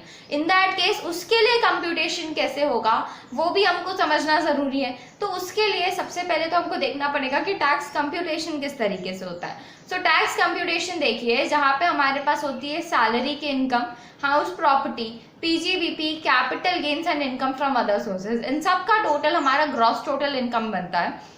फिर हम डिडक्शन लेते हैं अंडर चैप्टर 6A, जो कि 80C से 80U तक के डिडक्शंस मिलते हैं और एट लास्ट हमारी टोटल इनकम आती है जिसके ऊपर हम टैक्स चार्ज करते हैं। नॉर्मली जब हमने ये सेक्शन नहीं डिस्कस किया था, हमने जब कैपिटल गेन नहीं पढ़ा था और हमको ये स्पेशल इनकम्स की बात नहीं पता थी, तब तक हम क्या करते थे, पूरे अमाउंट के ऊपर, पूरी टोटल इनकम के ऊपर नॉर्मल जो स्लैब रेट या फ्लैट रेट्स लगते हैं वो हम लगा देते थे।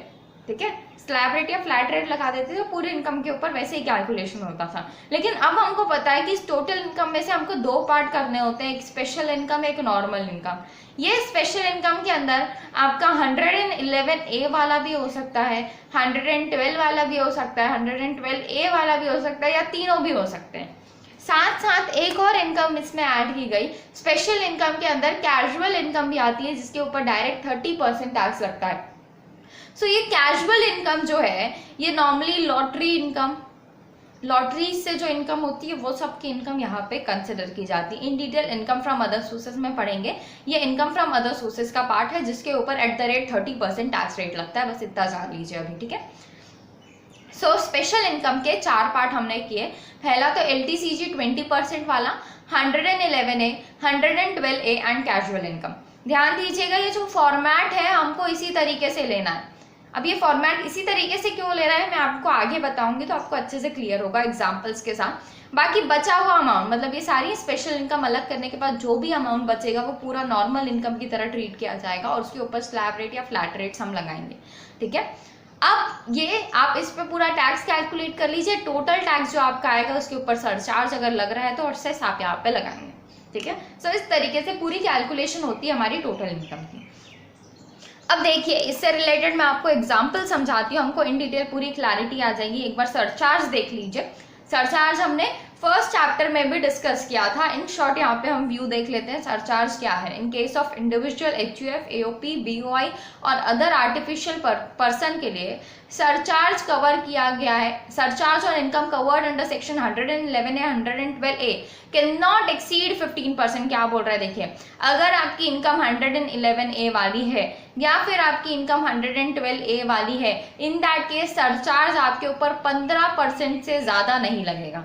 15% तक लग सकता है, उससे ज्यादा नहीं लगेगा। तो क्या बोल रहा है देखिए, total income including income covered under section 111A and 112A की इनकम इंक्लूड करने के बाद अगर आपकी इनकम 50 लाख को एक्सीड नहीं करती है, मतलब 50 लाख तक है तो चलेगा, इन दैट केस सरचार्ज निल रहेगा। अगर आपकी इनकम इंक्लूडिंग है 111A एंड 112A और ये इनकम आपकी 50 लाख से ज्यादा है लेकिन 1 करोड़ तक है, 1 करोड़ से ज्यादा नहीं है, इन दैट केस 10%।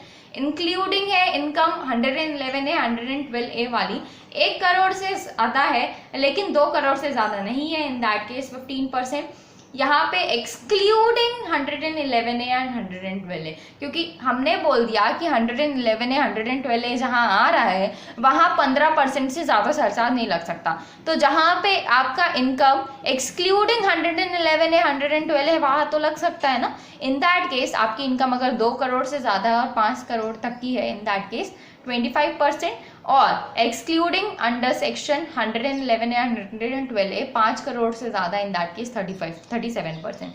ध्यान दीजिएगा, ये दोनों केसेस में जहाँ 2 करोड़ से ज़्यादा है और 5 करोड़ तक है और 5 करोड़ से ज़्यादा है और इनकम आपकी under section 111 and 112A covered है, इन दैट केस आपका जो सरचार्ज रहेगा वो 15% ही रहेगा, 15% से ज़्यादा एक्सीड नहीं कर सकता, ठीक है। आई होप ये क्लियर हुआ हो। जब भी आपकी इनकम में 111A और 112A कवर्ड है, इन दैट केस आपको 15% तक का ही यहाँ पे सरचार्ज पे करना है, उससे ज़्यादा का सरचार्ज एप्लीकेबल आपके ऊपर नहीं होगा, ठीक है। नेक्स्ट आते हैं एग्जाम्पल्स देखते हैं इनसे रिलेटेड। आई होप आपको अच्छे से क्लियर होगा। देखिए, compute tax liability if mister R for assessment year of mister R होगा, ये of mister R for assessment year 2020-21 के लिए हमको टैक्स लाइबिलिटी कंप्यूट करनी है। आपको सैलरी इनकम दी हुई है 8 lakh, house property 4 lakh, capital gain 6 lakh, ठीक है। अब कैपिटल गेन का पार्ट बता दिया गया है कि कैपिटल गेन के अंदर 2 लाख LTCG वाला है, 111A वाला 1 लाख है, 112A वाला 2 लाख का। इनकम फ्रॉम अदर सोर्सेज आपको दिया हुआ है 2 लाख, जिसमें से कैजुअल इनकम 1 लाख है। सो हमको डिविजन मिल चुका है, हमको ये डिविजन्स को लिखना है। तो सबसे पहले टोटल इनकम देखते हैं, हमारे पास टोटल इनकम कितनी है। तो यहाँ के सिचुएशन के हिसाब से हमारे पास टोटल इनकम है 20 लाख रुपीज़ की। अब इसमें सबसे पहले हमको क्या करना है, स्पेशल इनकम्स को अलग कर लेना है। ध्यान दीजिएगा, फॉर्मेट यही रहना चाहिए, पहले LTCG 20% वाला आएगा, फिर 111A, फिर 112A, at last casual income. ये रीजन क्या है वो हम आगे समझेंगे, ठीक है। सो LTCG के अंदर कितनी इनकम है, देखिए 2 लाख रुपीज़ की LTCG वाली इनकम है। 111 ए के अंदर 1 लाख की इनकम है, 112 ए के अंदर 2 लाख की इनकम है, और कैजुअल में आपको दिया हुआ है 1 लाख। टोटल करें तो 4 + 2 दैट इज 6 लाख रुपीस की यहाँ पे इनकम आ गई। बची हुई इनकम को हम कहाँ लेके जाएंगे, नॉर्मल इनकम के अंदर। तो नॉर्मल इनकम है हमारे पास 14 लाख। ठीक है, अब आती है बात रेट्स कैसे लगेंगे। तो ये आता है LTCG पे लगेगा 20%, तो डायरेक्टली इस पे 20% लगा दो। 111 ए पे लगेगा 15%, इस पे भी डायरेक्टली लग जाएगा। 112 ए पे लगेगा 10%। ध्यान दीजिएगा, हमको पहले ही बोला गया था कि 112 ए के अंदर जितनी भी इनकम आएगी उसमें से पहले 1 लाख अलग कर दो, बचे हुए अमाउंट के ऊपर आपको टैक्स लगाना है ना। 1 लाख रुपीज अलग होगा, बचे हुए अमाउंट के ऊपर टैक्स लगेगा। तो यहाँ पे 1 लाख के ऊपर 10% लगने वाला है। और एट लास्ट कैजुअल इनकम, जिसके ऊपर हम लगाएंगे @30%। ठीक है, सो अगर हम इनको कैलकुलेट करें तो 2 लाख का 20% दैट इज 40,000। यहाँ पे आपकी इनकम आ रही है 15,000, नेक्स्ट है 10,000 एंड लास्ट हमारे पास है 30,000। तो ये टैक्स हमारे पास आ रहा है इसका। अब ये आ गई नॉर्मल इनकम। नॉर्मल इनकम पे हम लगाएंगे स्लैब रेट, क्योंकि ये है इंडिविजुअल के लिए स्लैब रेट लगता है, और नॉर्मल इंडिविजुअल ट्रीट किया जाएगा, जिसके लिए क्या ट्रीटमेंट होता है, अप टू 2,50,000। फर्स्ट 2,50,000 पे हमारा निल रेट ऑफ टैक्स रहता है। नेक्स्ट 2,50,000 पे हम लगाते हैं @55%, that is equal to 12,500। Next 5 lakh पे हम लगाते हैं @20%, that is equal to 1 lakh. और बचे हुए बैलेंस पे हम लगाते हैं @30%, दैट इज इक्वल टू, ये आपका आएगा, अब कितना बैलेंस बचा, तो ये 2,50,000 plus 5 lakh that is equal to 10 lakh. 10 lakh के बाद हमारे पास 4 लाख की और इनकम बच रही है। 4 लाख के ऊपर 30% that is equal to 1,20,000। So in total हमारे पास ये हो रहा है 2,32,500 का यहाँ पे टैक्स आ रहा है। ध्यान दीजिएगा, कभी भी अगर नॉर्मल इनकम आपकी 10 लाख से ज्यादा है, इन दैट केस 10 लाख तक का आपका टैक्स रेट आएगा 1 लाख प्लस 12,500, दैट इज 1,12,500। और उसके ऊपर की जो भी इनकम है उसके ऊपर डायरेक्टली आप 30% लगा सकते हैं। ठीक है, सो उस तरीके से भी कैलकुलेशन करना मैं नेक्स्ट एग्जाम्पल में आपको बता दूंगी ताकि क्लियर हो जाए। अब देखा जाए, हमको ये सारे टैक्स को टोटल करना है, तो हमारे पास कितना आ रहा है total tax. So total tax हमारे पास है 32,75,000। हमने सारे नॉर्मल वाले और स्पेशल वाले का जितना भी टैक्स आया उसको टोटल किया है। अब इसके ऊपर हम लगाएंगे सेस। सो ये है 3,27,500, इसके ऊपर लगेगा सेस @4%। तो ये हमारे पास आ रहा है 13,100, that is equal to total tax liability हमारे पास है 3,40,600 रुपीज। आई होप क्लियर हुआ हो कि किस तरीके से कैलकुलेशंस हुई हैं, और हम एग्जांपल्स देखेंगे, आपको क्लैरिटी आते जाएगी। अब देखिए क्या बोल रहा है, कंप्यूट कर रहा है टैक्स लाइबिलिटी मिस्टर एस की फॉर असेसमेंट ईयर 2020-21। आपको हाउस प्रॉपर्टी दिया हुआ है, कैपिटल गेन की इनकम दी हुई है, अदर सोर्सेज की इनकम दी हुई है। कैपिटल गेन के अंदर डिस्ट्रीब्यूशन है 1.5 lakh, 2 lakh and 1,50,000 LTCG 111 and 112 का। कैजुअल इनकम आपको दी हुई है 50,000। अब इसका पहले हम क्या करेंगे, सबसे पहले स्पेशल्स को अलग कर लीजिए, बचा हुआ हमारा नॉर्मल ट्रीट किया जाएगा। सो स्पेशल में हमारे पास क्या है, सबसे पहले LTCG है क्या, आंसर इज यस, 1.5 लाख का LTCG है। सो 1.5 लाख यहाँ पे हमने रिकॉर्ड कर दिया। 111 ए दिया हुआ है क्या, आंसर इज यस, 2 लाख का हमारे पास 111 ए भी है। नेक्स्ट आते हैं 112 ए है क्या, आंसर इज यस, 1,50,000 का 112 ए है। और कैजुअल इनकम भी हमारे पास है 50,000 की।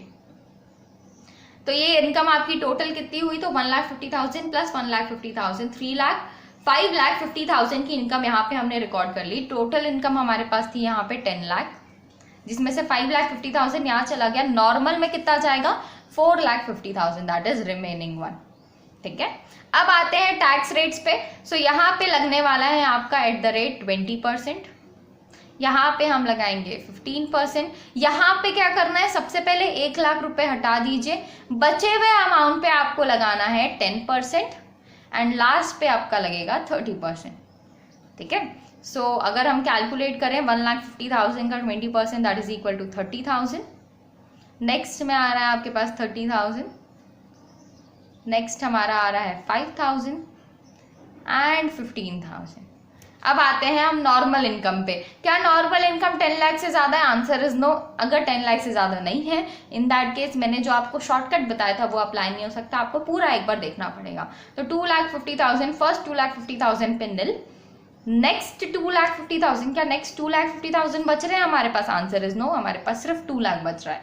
तो नेक्स्ट 2 लाख पे लगाएंगे आप @5%, दैट इज इक्वल टू, ये आपके पास आएगा 10,000 रुपीज़।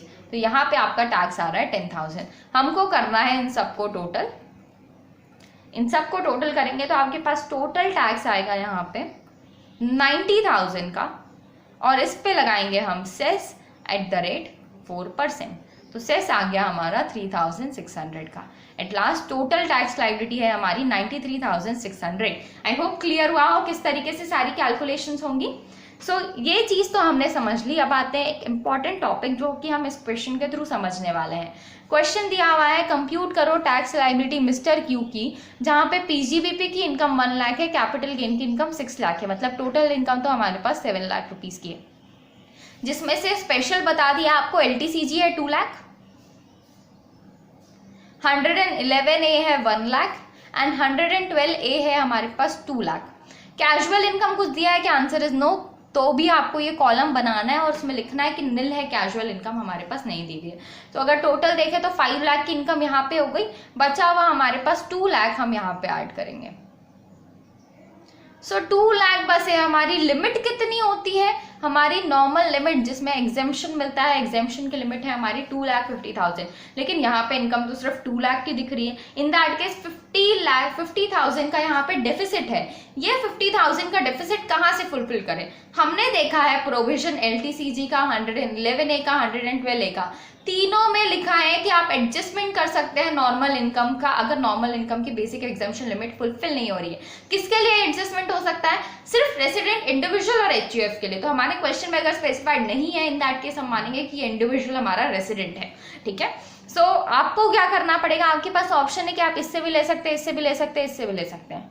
तो ध्यान दीजिएगा, हमने ये फॉर्मेट इसीलिए बनाया है क्योंकि हम लेंगे सबसे पहले इससे, इसका होने के बाद हम जाएंगे इसमें, फिर जाएंगे लास्ट में 112A में। और कैजुअल इनकम में हम जा नहीं सकते, कैजुअल इनकम में आप सेट ऑफ नहीं कर सकते।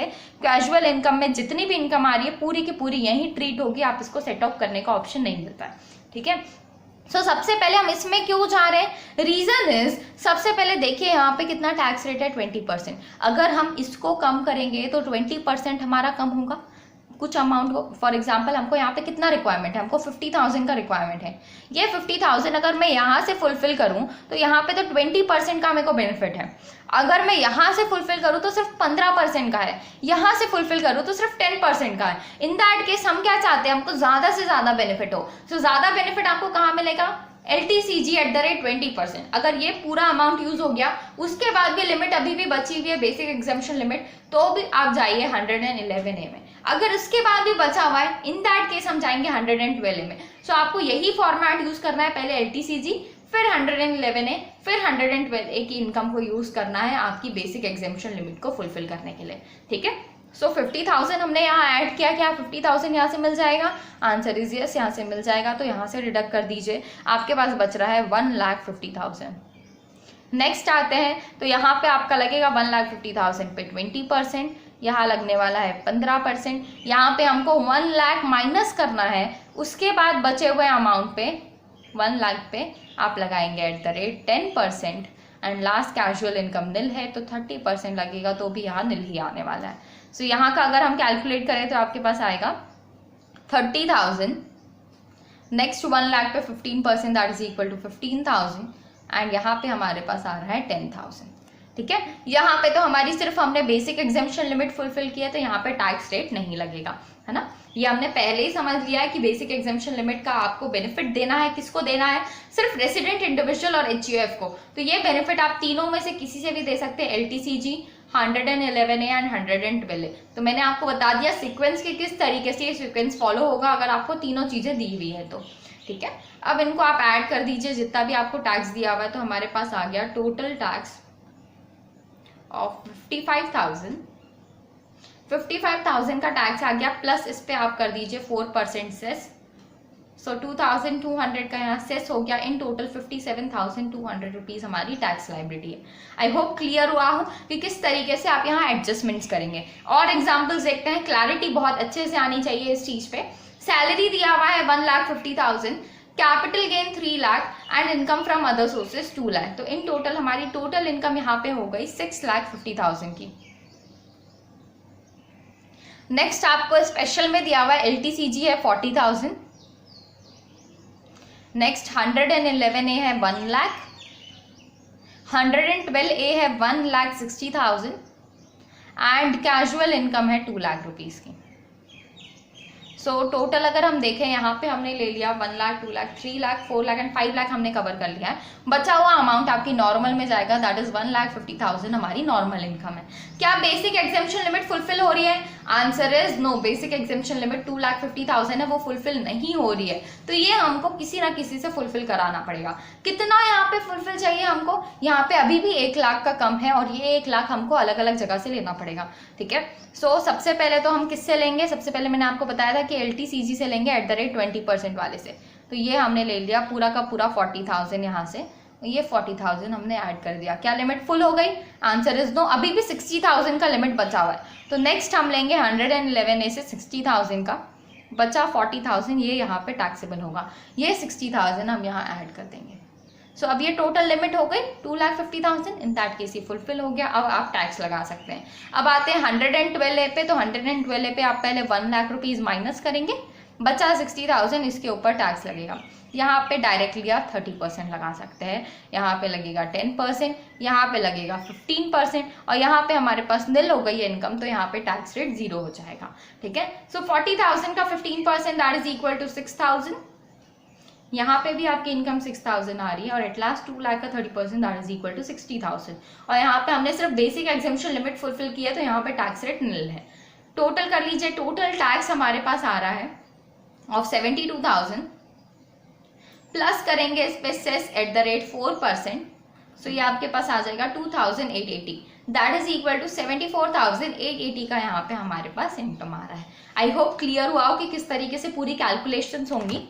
नेक्स्ट आते हैं, नेक्स्ट क्वेश्चन दिया हुआ है जहाँ पे आपको टैक्स लाइबिलिटी कंप्यूट करनी है M के लिए, जो कि 62 ईयर्स के हैं, मतलब ये सीनियर सिटीजन है। सीनियर सिटीजन के लिए हमने क्या बोला था? सीनियर सिटीजन के लिए जो लिमिट है 2,50,000 जो नॉर्मल इनकम की लिमिट होती है, वो कितनी हो जाएगी इनके लिए? इनके लिए हो जाएगी 3 लाख। 3 लाख तक इनके ऊपर टैक्स नहीं लगता, तो वो बेसिक एग्जेम्पशन लिमिट है फॉर सीनियर सिटीजन्स। ठीक है, हाउस प्रॉपर्टी इनकम दी हुई है, कैपिटल गेन का आपको दिया हुआ है, इनकम फ्रॉम अदर सोर्सेज दिया हुआ है। तो इन टोटल 6 लाख रुपीज का टोटल इनकम है हमारे पास यहाँ पे। नेक्स्ट अगर हम देखें तो इसके बाद LTCG दिया हुआ है 40,000, 111A दिया हुआ है 30,000, 112A दिया हुआ है हमारे पास 20,000 एंड कैजुअल दिया हुआ है 4 लाख का। तो हमने यहाँ पे इनकम्स रिकॉर्ड कर ली। बचा हुआ अमाउंट आपका नॉर्मल इनकम बन जाएगा ऑफ 1,10,000। हमको यहाँ पे लिमिट कितनी है? बेसिक एग्जेम्पशन लिमिट यहाँ पे 3 लाख है, लेकिन सिर्फ 1,10,000 हमने यहाँ पे रिकॉर्ड किया है। तो हमको यहाँ पे बेसिक एग्जेम्पशन लिमिट फुलफिल करनी पड़ेगी। कितना रिक्वायरमेंट है यहाँ पे? हमको यहाँ पे रिक्वायरमेंट है, अगर आप देखें 3 लाख माइनस हम करें 1,10,000, दैट इज इक्वल टू, ये आपके पास आएगा अमाउंट ऑफ 1,90,000। 1,90,000 का डेफिसिट है। ये 1,90,000 का डेफिसिट हमको इनसे फुलफिल करना है। ठीक है, तो सबसे पहले आते हैं LTCG पे @20%। इसका 40,000 हमने पूरा ले लिया, तो ये 40,000 यहाँ ऐड कर दो। नेक्स्ट इसका 30,000 हमने पूरा ले लिया, ये 30,000 भी यहाँ ऐड कर दो। फिर उसके बाद आते हैं 112A में। तो ध्यान दीजिएगा, ये चीज़ बहुत इंपॉर्टेंट है। 112A से पहले 1 लाख का लिमिट को आपको माइनस करना है। उसके बाद कोई भी अमाउंट अगर बचता है तो ही उसको आप एडजस्टमेंट कर सकते हैं या फिर उसके ऊपर टैक्स लगा सकते हैं। लेकिन यहाँ पे तो 1 लाख भी माइनस नहीं हो रहा है, तो सिर्फ 20,000 है। तो ये 20,000 आप यहाँ से माइनस कर देंगे। 112A हमारे पास निल हो गया, तो इसको आप एडजस्टमेंट के लिए यूज़ ही नहीं कर सकते। एट लास्ट हम देखें तो हमारा ये 3 लाख का लिमिट फुलफिल हुआ ही नहीं, हम कैजुअल से ले नहीं सकते। तो एट लास्ट यहाँ पे जितना अमाउंट है उतना का ही आपको एग्जेम्पशन मिलेगा, दैट इज 1,80,000। ठीक है, तो ये चीज़ आपको ध्यान रखनी है। यहाँ से 40 निल हो गया, ये भी निल हो गया, ये भी निल हो गया। एट लास्ट हमारे पास कैजुअल पे लगेगा 30%। सो ये आपके पास आ रहा है 1,20,000 का टैक्स। टोटल टैक्स भी यहाँ पे यही है, क्योंकि इसके ऊपर आपका टैक्सेबल होने नहीं वाला है, क्योंकि लिमिट से भी कम है। 3 लाख की लिमिट है, हम सिर्फ 1,80,000 का उनको एग्जेम्पशन दे रहे हैं, तो लिमिट से भी कम है, तो उसके ऊपर टैक्स आपका लगेगा नहीं। एट लास्ट ये 1,20,000 पे लगाएंगे आप टैक्स, 4% सेस लगेगा, ये 4,800 टोटल टैक्स लाइबिलिटी हमारी आ रही है 1,24,800। आई होप क्लियर हुआ हो। हमको ये चीज़ ध्यान रखना है, यहाँ पे हमने एक चीज़ सीखा कि 112 से आप पहले 1 लाख को माइनस करेंगे, फिर ही उसके बाद उसको एज ए एडजस्टमेंट यूज किया जा सकता है, अदरवाइज आप यूज नहीं कर पाएंगे अगर वहाँ पे कुछ भी इनकम नहीं बच रही है तो। नेक्स्ट देखिए, कंप्यूट करना है टैक्स लायबिलिटी मिस्टर एन का, जो कि नॉन रेसिडेंट है। तो बताइए, नॉन रेसिडेंट का एडजस्टमेंट कर सकते हैं क्या बेसिक एग्जामिशन लिमिट का? आंसर इज नो, हम यहाँ पे बेसिक एग्जामिशन लिमिट का एडजस्टमेंट नहीं कर सकते, तो ये चीज ध्यान रखना है आपको। टोटल इनकम देखिए, पीजीबीपी है 1,50,000, कैपिटल गेन है 4 लाख, टोटल हमारे पास है 5,50,000 की यहाँ पे इनकम, जिसमें से एलटीसीजी आपको दिया हुआ है 3 लाख का, 70,000 का हमारे पास 111A है, और 112A हमारे पास निल है, कैजुअल दिया हुआ नहीं है। एट लास्ट हमारे पास ये नॉर्मल इनकम आता है ऑफ रुपीज, नॉर्मल इनकम हमारे पास है 1,80,000 का, ठीक है। सो अब आते हैं इसका कैलकुलेशन करने पे, क्या यहाँ पे कितना कम है? यहाँ पे 2,50,000 कम है, लेकिन क्या एडजस्टमेंट किया जा सकता है? Answer is no, non resident है तो एडजस्टमेंट नहीं होगा, उसको ये वाली बेनिफिट नहीं मिलेगा, उसको नॉर्मल इनकम 1,80,000 ही ट्रीट किया जाएगा, बाकी सबके ऊपर जैसे टैक्स लगता है उसी तरीके से लगेगा, ठीक है। सो बाकी सब निल है तो यहाँ पे टैक्स रेट्स आएंगे नहीं। 3 लाख का 20% that is equal to 60,000, and 7 lakh का 15%, 70,000 का 15% that is equal to 10,500। Total कर लीजिए, इसके ऊपर टैक्स लगेगा नहीं, 1,80,000 that is basic exemption limit से भी कम है, इन दैट केस टैक्स नहीं लगेगा। वहाँ पे आपके पास आ रहा है यहाँ पे इनकम ऑफ 70,500, 70,500 पे आप सेस ऐड कर दीजिए of 4% that is equal to 2,820, that is equal to आपके पास आ रहा है 73,320। आई होप क्लियर हुआ हो किस तरीके से पूरी कैलकुलेशंस होंगी। जहां पे हमारा नॉन रेसिडेंट है, इन दैट केस आप एडजस्टमेंट नहीं करेंगे बेसिक एग्जेम्पशन लिमिट का। नेक्स्ट हम केस देख रहे हैं tax liability of ABC and company. ये है हमारी फर्म के ऊपर स्लैब रेट लगता है कि नॉर्मल रेट लगता है, फ्लैट रेट की स्लैब रेट? तो यहाँ पे हमारा लगता है नॉर्मल इनकम के ऊपर flat rate at the rate 30%। तो इनके लिए बोला गया कि इनको वाला एग्जेम्पशन नहीं मिलेगा। कौन सा वाला एग्जेम्पशन? क्योंकि इनके ऊपर तो नॉर्मल इनकम पूरी के पूरे टैक्सेबल होती है।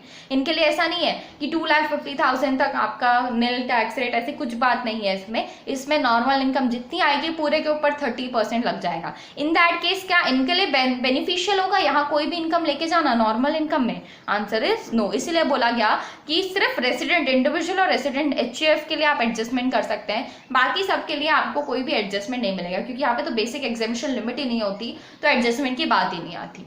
अब देखिए टोटल इनकम हमारे पास कितनी है, तो टोटल इनकम हमारे पास है यहाँ पे 4,10,000 की, जिसमें से स्पेशल इनकम है LTCG की 20% वाले पे 1 लाख, 111A वाला दिया हुआ है आपको 14,000, 112A निल है, कैजुअल इनकम हमको दिया हुआ है ऑफ 2 लाख रुपीज।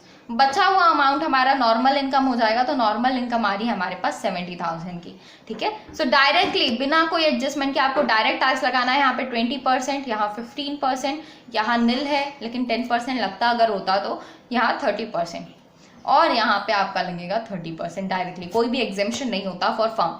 सो 30% अगर यहाँ पे लगाएं तो 2,10,000 हमारे पास यहाँ पे आ रहा है इनकम, सॉरी 21,000। नेक्स्ट 2 लाख का 30% दैट इज 60,000। नेक्स्ट 4 लाख का 15% इज 6,000 एंड 20,000। टोटल कर लीजिए सारा अमाउंट, टोटल करेंगे अगर हम तो ये हमारे पास आ रहा है 1,07,000 की इनकम, प्लस कर दीजिए 4% सेस, तो ये आपके पास आएगा 4,280। टोटल करें अगर हम तो ये हो रहा है हमारे पास 1,11,280। आई होप क्लियर हुआ किस तरीके से पूरी कैलकुलेशंस होंगी related to firm, non resident, individual and HUF अगर वो रेसिडेंट है तो। सो ये सारे पूरे क्वेश्चंस थे रिलेटेड टू हमारे, अगर तीनों चीजें एक साथ आ जाती है, तीनों स्पेशल इनकम्स और साथ साथ कैजुअल इनकम भी आ जाती है, तो किस तरीके से ट्रीटमेंट होगा। आई होप सारी चीजें आपको अच्छे से क्लियर हुई हो, और इसी के साथ हमारा chapter that is capital gains पूरी तरीके से कंप्लीट होता है। हमने सारे प्रोविजन से रिलेटेड इलस्ट्रेशंस जो भी हमारे बुक में दिए थे वो सब कुछ कवर किए हैं। सो ये सारी चीजें हमने इन डिटेल पूरा कंप्लीट किया है with this lecture. I I hope आपको सारी चीज़ें अच्छे से क्लियर हुई हो। अगर आपको ये वीडियो हेल्पफुल लगा सो प्लीज़ वीडियो को लाइक कीजिए, शेयर कीजिए, सब्सक्राइब कीजिए and don't forget to press that bell icon to get more updates. So that's it, see you all in the next video.